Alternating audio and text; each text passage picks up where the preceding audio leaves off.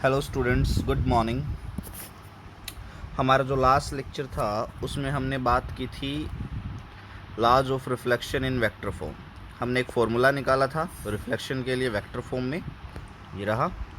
साथ में हमने एक बोनस टिप की बात की थी कि कैसे अगर हमें कोई दो रेज दे रखी हों और पूछ लिया जाए कि बताइए ये रिफ्लेक्शन फॉलो करेंगी कि नहीं करेंगी, तो आपको ट्रिपल स्केलर प्रोडक्ट का यूज़ करना है, ठीक है ना। जिससे आपको अगर आइडिया मिल जाएगा, अगर ट्रिपल स्केलर प्रोडक्ट जीरो आ गई तो वो रेज आपके लॉ ऑफ रिफ्लेक्शन को ओबे कर रही हैं, तो रिफ्लेक्शन फॉलो हो रहा है। और अगर ये जीरो नहीं आई तो रिफ्लेक्शन फॉलो नहीं हो रहा है। आज हम बात करेंगे मिरर्स के बारे में, ठीक है ना। देखिए, सबसे पहली बात आती है व्हाट आर मिरर। मिरर्स हैं क्या? तो a mirror is defined as reflecting surface and can be explained by laws of reflection.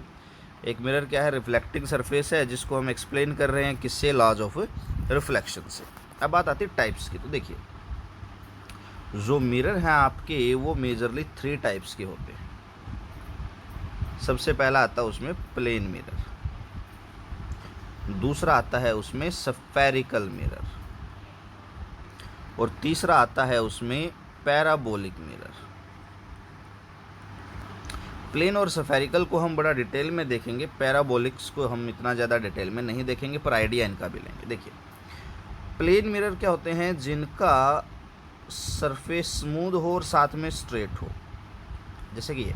अच्छा, अगर मैं इस तरह डैश लगा देता हूँ, इसका मतलब है ये मिरर का पेंटेड साइड है, ठीक है ना, और इस तरफ रिफ्लेक्टिंग सरफेस है, ये रिफ्लेक्टिंग सरफेस, ठीक है। स्फेरिकल मिरर्स क्या होते हैं? दीज आर पार्ट ऑफ होलोस्फीयर, होलोस्फीयर के पार्ट होते हैं ये। स्फेरिकल मिरर्स जो हैं वो फर्दर 2 पार्ट्स में डिवाइड होते हैं, और आपने पढ़ा भी होगा इनको, convex mirror and concave mirror, ठीक है ना। आगे देखेंगे क्या होते हैं। पैराबोलिक मिरर क्या होते हैं? These are of parabolic in nature. ये स्फेरिकल नेचर में थे, ये पैराबोलिक नेचर में है। ये क्या है? स्ट्रेट लाइन, प्लेन है नेचर में, ये पैराबोलिक है नेचर। अब देखिए, हम क्या करेंगे, सबसे पहले हम प्लेन मिरर की स्टडी करेंगे, उसके बाद में हम स्फेरिकल मिरर्स की स्टडी करेंगे, एंड देन हम पैराबोलिक मिरर की स्टडी करेंगे। तो आज हम सबसे पहले प्लेन मिरर की स्टडी करते हैं कि प्लेन मिरर क्या है। देखिए, प्लेन मिरर क्या? देखिए, it is a straight smooth surface whose one side is polished. ये देखो, ये एक स्ट्रेट मेरे पास में स्मूथ सरफेस है जिसकी ये साइड तो पॉलिश कर दी और दूसरी साइड पे मैंने पेंट कर दिया है। तो ये इस तरफ का मेरा रिफ्लेक्टिंग सरफेस हो गया, ठीक है। ये मेरा पेंटेड सरफेस है, ठीक है। फिर से देखिए एक बार, प्लेन मिरर्स क्या हैं? Straight smooth surface whose one side is polished. अब कुछ एक चीज़ें आती हैं, देखिए मिरर्स में, अभी हमने पढ़ी नहीं है, हम पढ़ेंगे स्फेरिकल मिरर्स के टाइम में, पर मैं तुम्हें कुछ एक वैल्यूज़ बता देता हूँ। देखिए, प्लेन मिरर है, ओके, प्लेन की रेडियस क्या होती है? आप कहेंगे सर, जो रेडियस ऑफ कर्वेचर है प्लेन मिरर के लिए वो तो इनफाइनाइट होती है, तो इसकी रेडियस ऑफ कर्वेचर इनफाइनाइट होगी, आर। उसी तरह से प्लेन मिरर की फोकल लेंथ क्या होगी? भाई, फोकल लेंथ क्या होती है? मिरर के लिए फोकल लेंथ रेडियस का हाफ होती है। अगर ये इन्फिनिटी है तो फोकल लेंथ भी क्या होगी? इन्फिनिटी। पावर क्या होगी मिरर की? आपने 10th क्लास में पढ़ा है, पावर तो 1/f होती है, मैं यहाँ लिख भी देता हूँ, और 1/∞ क्या आ जाएगा?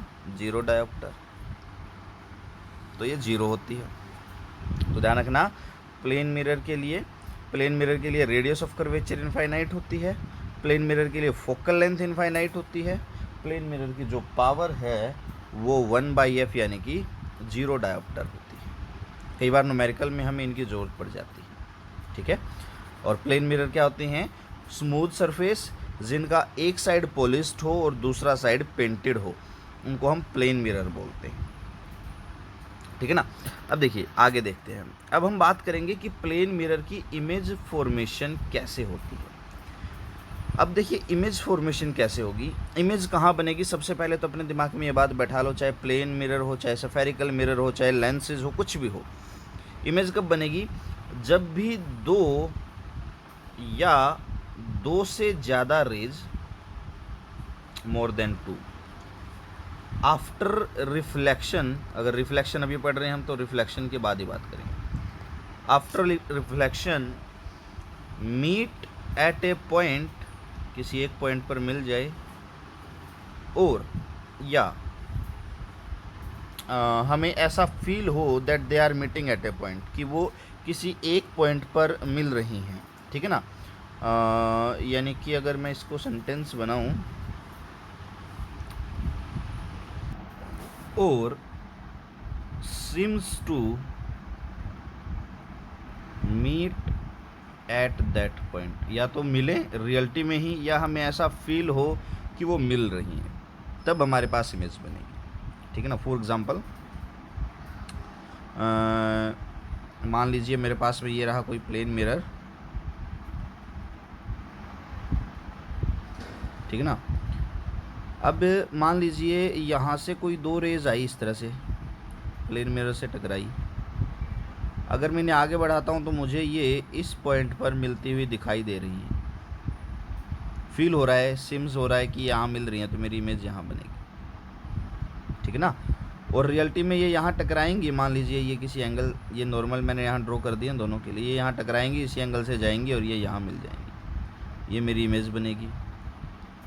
अब यहाँ पर देखिए दो डेफिनेशन निकल करके आती है हमारे पास में इमेज फॉर्मेशन में। चलो एक बार उन डेफिनेशंस की बात करते हैं। देखिए एक तो मेरे पास में निकल करके आती है रियल इमेज, और दूसरी मेरे पास में निकल करके आती है वर्चुअल इमेज। देखिए रियल इमेज कब होगी, when two rays actually meet after reflection, two और more than two rays reflection के बाद रियलिटी में मिलें, तब हम कहते हैं कि उन्होंने रियल इमेज बनाई है। और वर्चुअल इमेज कब बनेगी, when they seems to meet, जब हमें वो सिर्फ फील हो कि वो मिल रही हैं बट एक्चुअल में नहीं मिलती हैं, तब वो जो इमेज बनाएंगी वो होगी वर्चुअल इमेज। अब यहाँ पर इस डायग्राम में देखिए इनको अगर मैं आगे बढ़ा देता हूँ डॉटेड, तो ये मुझे ऐसा लग रहा है कि यहाँ मिलेंगी, ऐसा फील हो रहा है, पर मिली नहीं है। तो ये जो इमेज है मेरी इस तरफ की आई इमेज, ये मेरी वर्चुअल इमेज है। लेकिन रिफ्लेक्शन के बाद ये यहाँ पर रियलिटी में मिल रही हैं, तो ये जो इमेज है मेरी I1, ये मेरी क्या है, रियल इमेज, ठीक है ना। तो दो इमेज रियल और वर्चुअल, ठीक है ना।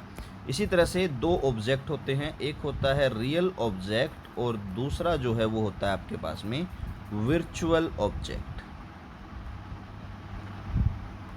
रियल ऑब्जेक्ट तो वो है जिससे रेज जो हैं रियलिटी में जनरेट हों, आप कह सकते हो इमेनेट हों, बाहर निकलें।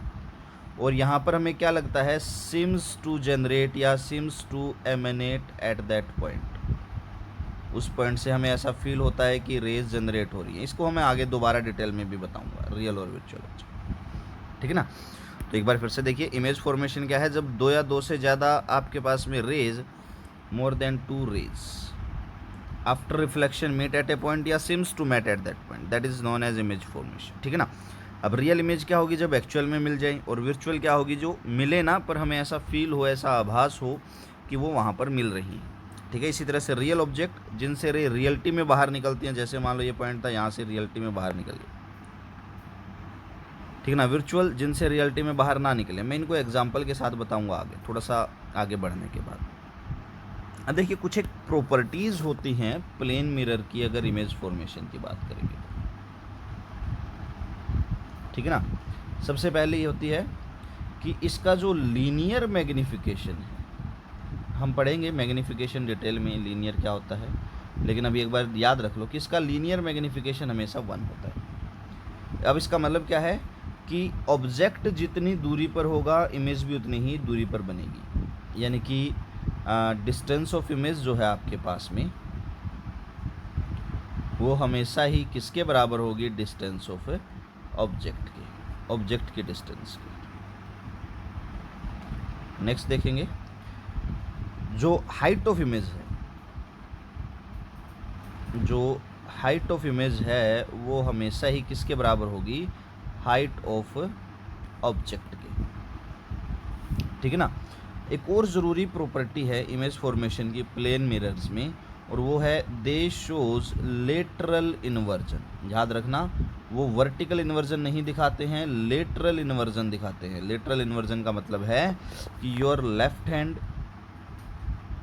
Will becomes right in your image. तुम्हारी इमेज में जो तुम्हारा लेफ्ट हैंड है वो क्या बन जाएगा, राइट हैंड बन जाएगा। ठीक है ना। तो ये कुछ एक प्रॉपर्टीज़ हैं। लीनियर मैग्निफिकेशन 1 है, डिस्टेंस ऑफ इमेज और ऑब्जेक्ट बराबर है, हाइट ऑफ इमेज और ऑब्जेक्ट बराबर है, लेटरल इन्वर्जन यानी कि लेफ्ट राइट बन जाता है, राइट लेफ्ट बन जाता है। कल हम इमेज फॉर्मेशन को आगे फर्दर कंटिन्यू करेंगे। आज के लिए सिर्फ इतना ही। Thank you, have a great day ahead.